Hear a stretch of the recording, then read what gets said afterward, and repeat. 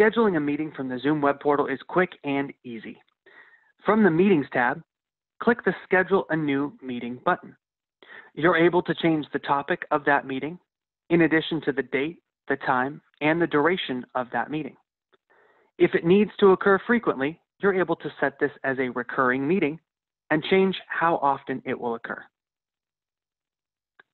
You're also able to change settings like generating a unique one-time 9-digit meeting ID or using your personal meeting ID.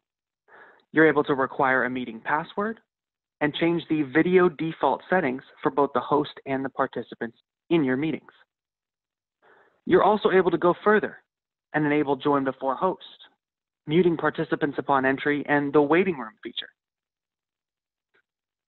Once you've scheduled the meeting, you're able to add it to your Google, Outlook, or Yahoo Calendar, or scroll down and copy the invitation so that you can paste it and share it with anyone that will need to join your session.